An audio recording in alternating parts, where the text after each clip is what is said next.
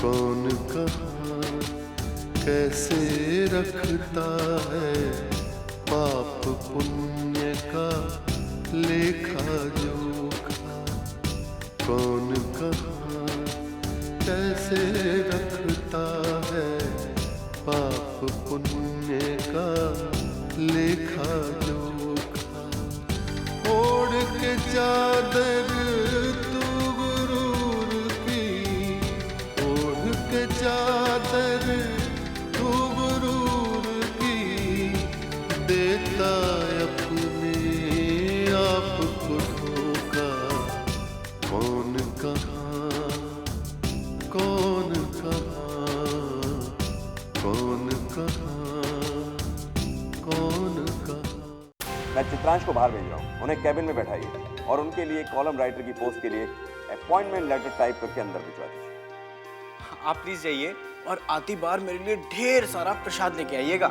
गुजरी जिंदगी के बहारों के फूल जब मुरझा जाते हैं तो उसके पत्ते इधर उधर उड़ने लगते हैं, और आज उसमें से एक पत्ता उड़कर यहाँ आ गया। अगर उन्होंने काम की आदत नहीं डाली होती तो आज तुम्हारे पास जो कुछ भी है शायद कुछ भी नहीं होता।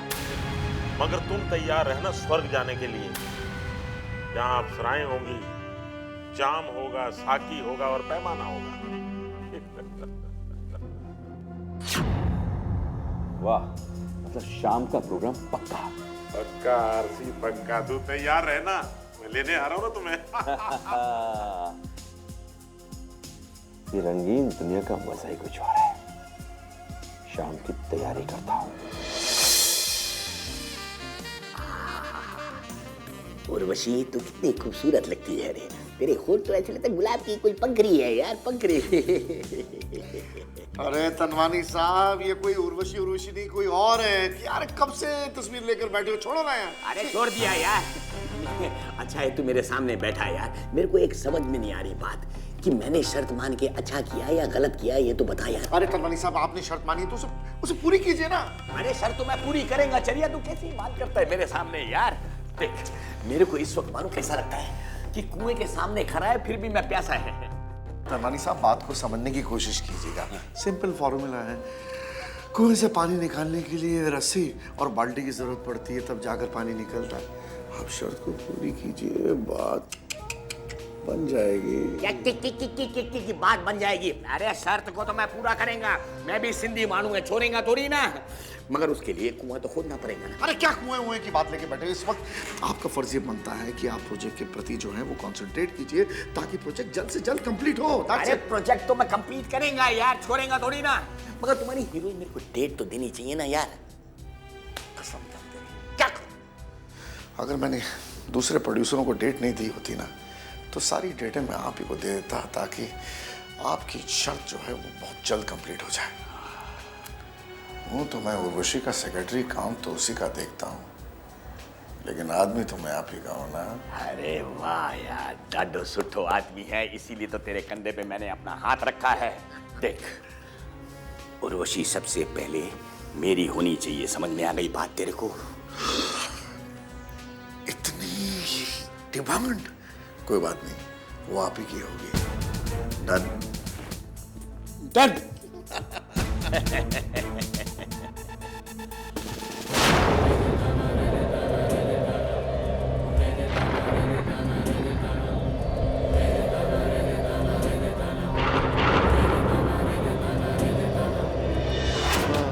पुण्य का लेखा जोखा।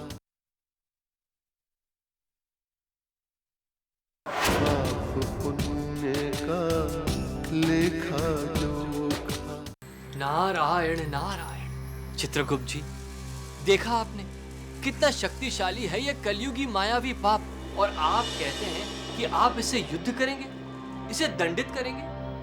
हाँ नारद जी, इस कलयुगी मायावी पाप को मैं स्वयं दंड दूंगा, क्योंकि यही मेरा कर्तव्य है और मेरी परीक्षा भी। परीक्षा? कैसी परीक्षा चित्रगुप्त जी? मैं सही कह रहा हूं ना प्रभु, यही मेरी परीक्षा का समय है ना, क्योंकि स्वयं जब आपने इस सृष्टि की रचना की थी और धर्मराज ने आपको कहा था कि मानव जाति की अत्यधिक चिंता मुझे कलयुग में हो, तब असंभव होगा मानव जाति के पाप और पुण्यों को नियंत्रित करना। तभी आप तपस्या में लीन हो और 11,000 वर्षों की तपस्या के बाद मैं प्रकट हूं। यह हम सभी जानते हैं प्रभु।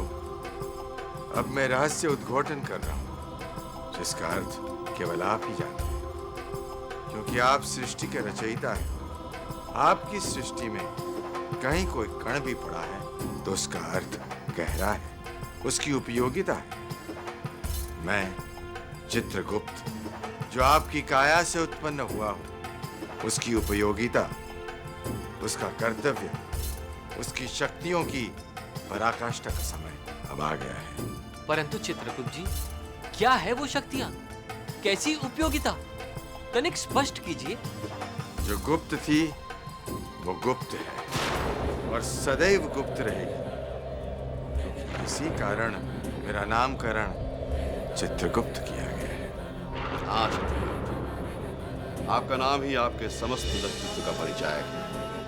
चित्र जो दिखाई देता है वो गुप्त कैसे रह सकता है, पर जो दिखाई देता है और गुप्त भी रहता है वो है मेरा पुत्र चित्रगुप्त।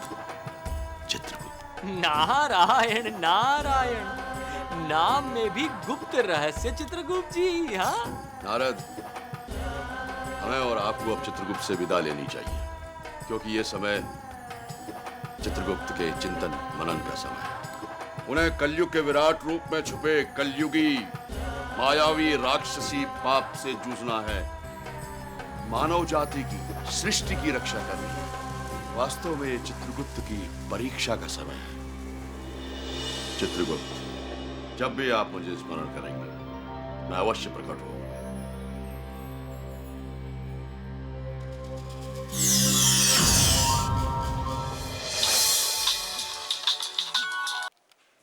Yes, Urvashi speaking.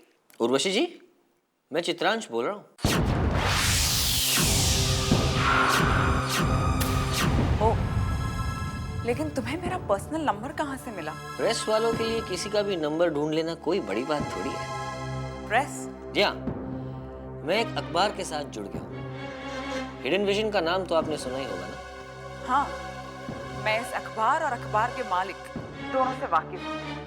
लेकिन तुम्हें किसी अखबार में काम करने की क्या जरूरत पड़ी? वेल, नौकरी तो मैं कहीं और भी कर लेता, लेकिन अखबार के साथ जुड़ने के पीछे मेरे दो मकसद हैं। तुम्हारे बारे में मुझे सारी जानकारी मिलती रहेगी, ये मेरा पहला मकसद। और दूसरा मकसद ये कि उन लोगों के चेहरे पर से झूठा नकाब उतार कर दुनिया के सामने उसका सच्चा चेहरा दिखाना। इसकी शुरुआत मैं कर चुका हूँ ऋषि। तुमने मुझे फोन क्यों किया है? फोन इसलिए किया कि आपकी शान में मैंने एक लेख लिखा है, कल सुबह के अखबार में पढ़िएगा जरूर। And of course, thank you for your precious time Urvashi ji. Bye bye.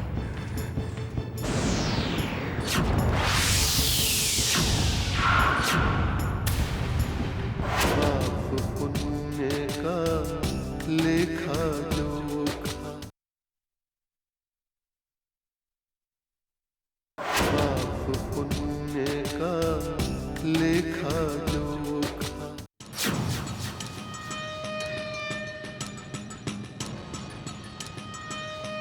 RC, आज का काम यही खत्म कर दे। अभी? हाँ, पनवेल फार्म हाउस जाना है यार, जाने में वक्त भी लगेगा। यार एक काम कर, एक ईमेल कर देता हूँ। अरे छोड़ ये मेल वेल, वहाँ एक फीमेल हमारा इंतजार कर रही है और तू यहाँ ईमेल के चक्कर में पड़ा हुआ है। थोड़ा तो रुक जाते। एक बात बता, पनवेल में रात रहने का इरादा है? बिल्कुल नहीं, यहाँ घर वाले इंतजार करेंगे भाई। फिर जल्दी चलो ना यार, वहाँ से ट्राई कलेक्ट, वहाँ देख लेंगे अगर हो सका तो वहाँ से कर लेंगे। चल चल चल। अरे चल ना यार। ओहो। मम्मी, ये बहुत अच्छी खबर है ना कि चित्रांश को आरसी अंकल के अखबार में नौकरी मिल गई है। हाँ बेटा, मुझे तो लगा था तुम्हारे पापा नाराज हो जाएंगे, पर वो तो खुश हो गए। माँ, आरसी अंकल और पापा बचपन के दोस्त हैं। हाँ, दोस्ती अब भी दिल में कायम जरूर है, पर दोस्ती में दरार आ गई है। मम्मी, इस दरार को भरना बहुत जरूरी है। लेकिन अब तक तो आरसी अंकल को पता चल ही चुका होगा कि हम मुंबई आ चुके हैं। अगर उन्हें पता होता तो हमारी खोज खबर लेने जरूर आते। माँ, ये तो हमारी ही गलती है। यहाँ आने के बाद हम लोगों ने उनसे संपर्क करने की कोशिश ही नहीं की। क्या इस तरह पुराने रिश्ते का टूट जाना ठीक बात है? नहीं बेटा, ये रिश्ते टूटेंगे नहीं, लेकिन इस दरार को अगर हमने भरने की कोशिश की तो घर में कलह जरूर होंगे। इसलिए हमारा चुप रहना ही अच्छा है। लेकिन माँ, चित्रांश के जरिए हम आरसी अंकल तक ये खबर पहुँचा सकते हैं कि हम मुंबई आ चुके हैं। वक्त आने पर उन्हें पता चल जाएगा। मैं तो भगवान से यही प्रार्थना करती हूँ कि ये दरार मिट जाए और पुराना रिश्ता फिर से कायम हो जाए। चल, हाथ चला।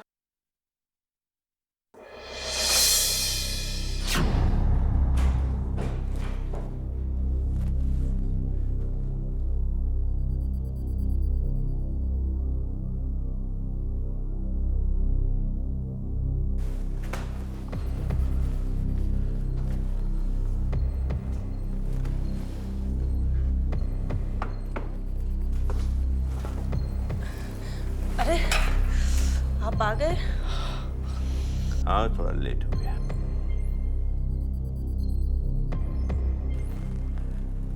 ये क्या? तुम्हारा मुंह क्यों उतरा हुआ है? ये क्या? आजकल आप रोज शराब पीने लगे हैं। हाँ, थोड़ा थकान मिटाने के लिए पी लिया। काम जो बढ़ गया। भगवती,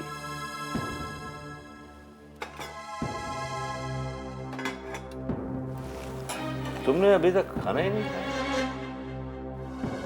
देखो, काम की वजह से मैं लेट हो जाता हूँ। चैनल का काम बढ़ गया है, इसलिए बाहर ही खा लेता हूँ। तुम भी खा लिया, समझे? और ये इंतजार करके मुझे इरिटेट मत करो, समझे? देखो, तुम औरतों के पास खाना खिलाने के अलावा कोई काम नहीं होता। दुनिया कहां से कहां पहुंच गई है और तुम वहीं की। दुनिया कहीं भी पहुंच जाए, मगर घर परिवार अपनी जगह ही रहता है। घर परिवार, ये प्रवचन मत दो मुझे।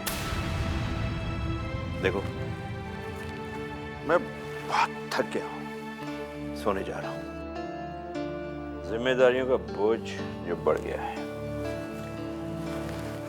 Good night. हे भगवान, ये कौन सी नई जिम्मेदारियां हैं जो इनको घर की जिम्मेदारियों से दूर ले जा रही है। पाप पुण्य का लेखा जोखा, पाप पुण्य का लेखा जोखा। देखिए मिस्टर परवानी चोपड़ा, दरअसल हमारी मैडम को आपकी स्क्रिप्ट बहुत अच्छी लगी, लेकिन मेकिंग में कोई कॉम्प्रोमाइज नहीं होनी चाहिए। अब आप देखिए मैं क्या करता हूँ। ये फिल्म मील का पत्थर साबित होगी। मैडम आगे। और अरे आइए आइए उर्वशी जी, आइए। नमस्ते बैठिए, नमस्ते। जी जी, धन्यवाद धन्यवाद। वीरू जी, चाय ठंडा वगैरह हाँ, है? सब हो गया सब हो गया। बस सिर्फ आपकी साइन बाकी है मैडम। ये रहा एग्रीमेंट। मैं आपको मुंह मांगी रकम दूंगा, लेकिन मुझे डेट्स 3 महीने के अंदर के ही चाहिए। मिस्टर नथुलाल, डोंट वरी, आपकी फिल्म नहीं रुकने वाली। वीरू जी, ये मेरा ड्रीम प्रोजेक्ट है।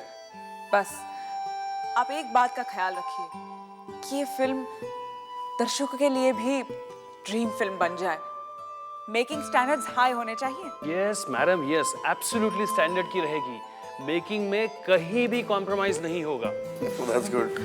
Can I see the contract? Sure. लीजिए।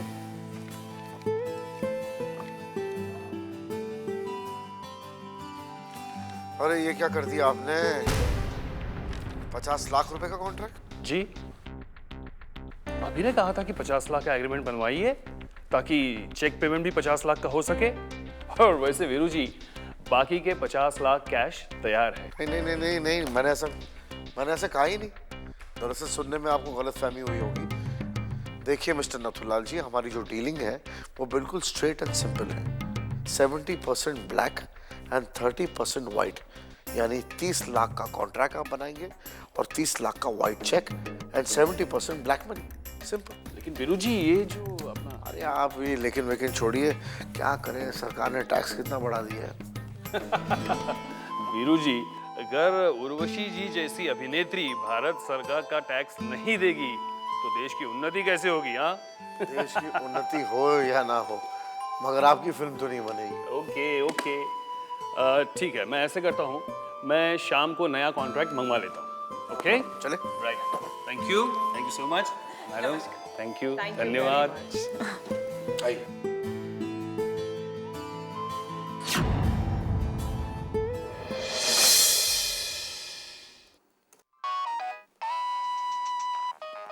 अब्दुल्ला चाचा। सलाम वालेकुम अब्दुल्ला चाचा। वालेकुम सलाम बेटा, तुम्हारी याद आ रही थी, सोचा फ़ोन कर लूँ। कहिए, कैसे हैं आप? खुदा की रहमत है बेटा, मैं तो अच्छा हूँ, तुम कैसे हो? और हाँ, इंडिया कब आ रहे हो? इंडिया तो मैं जल्द ही आ रहा हूँ चाचा, लेकिन आपको पता है, इंटेलिजेंस वालों ने मुझे खबर दी है कि मुझे इंडिया में मारने की साजिश रची जा रही है। क्या? और जब भी मैं इंडिया आऊँगा तो मुझे पूरी पुलिस प्रोटेक्शन के साथ चलना होगा। क्या मेरे खुदा, ये मैं क्या सुन रहा हूँ? बेटा, अगर ऐसी बात है तो तुम्हें इंडिया आने की कोई ज़रूरत नहीं है। खुदा गारत करेगा ऐसे लोगों को जो तुम्हारी तरफ नजरें भी उठाएंगे। चाचा, वो कौन लोग हैं, वो मुझे क्यों मारना चाहते हैं, मुझे कुछ पता नहीं, लेकिन इंडियन इंटेलिजेंसी इस बात का पता लगाने में लगी है कि मम्मी पापा का प्लेन क्रैश भी कोई हादसा नहीं बल्कि एक साजिश थी। बेटा, अपने अजीज और हमदर्द दोस्त को खोने के बाद अब मैं उनकी निशानी को नहीं खोना चाहता।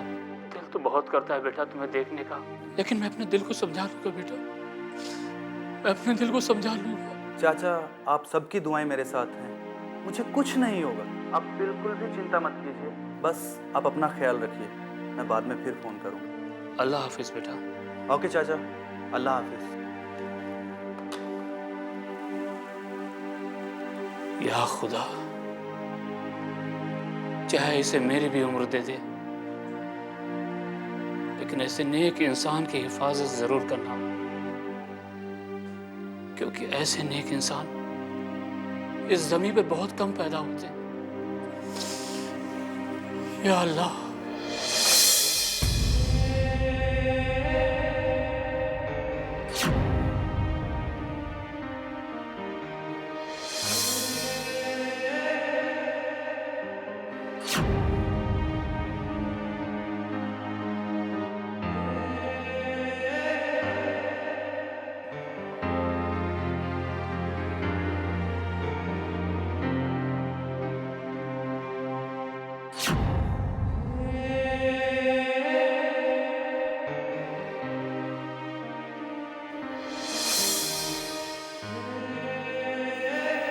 कृष्णा जी, आपको माँ की बहुत याद आ रही है? मुझे मॉम की बहुत याद आ रही है। मैं आज तक अपनी मॉम के बिना रहा ही नहीं, कभी आदत ही नहीं हुई। एक बात पूछूं आपसे, क्या हम एक दूसरे के दोस्त बन सकते हैं? दोस्त? क्यों नहीं, व्हाई नॉट? पर आप तो बहुत अच्छी हैं, बहुत संस्कारिक भी। और जहाँ तक रही मेरी बात, मैं ठहरा एक नंबर का निकम्मा। लड़कियों से दोस्ती तो दूर, लड़के भी मुझसे दोस्ती नहीं करते। पर अब मैं हूं ना, और फिर मैं भी आजकल की लड़कियों जैसे बिल्कुल नहीं हूँ, इसीलिए तो मेरा भी कोई लड़का या लड़की दोस्त है ही नहीं। पहली बार आपकी तरफ दोस्ती का हाथ बढ़ा रही हूँ। तो ठीक है, फिर ये हाथ आपका हुआ।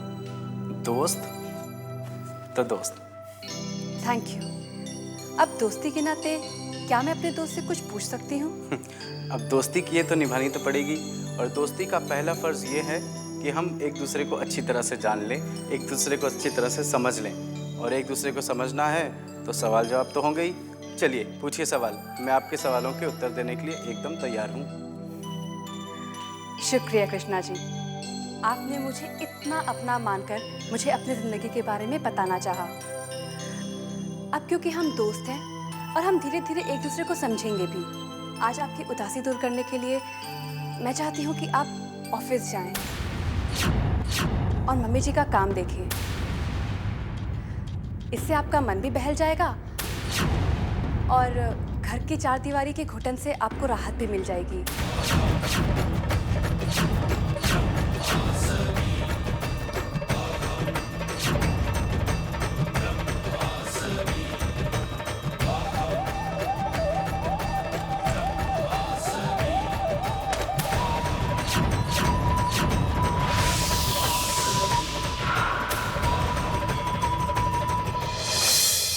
हर इंसान का अक्स वहाँ पर, हर इंसान का कच्चा चिट्ठा, हर इंसान का कच्चा चिट्ठा, हाज़िरी सबकी लगती एक दिन, एक पल में ही फैसला होता।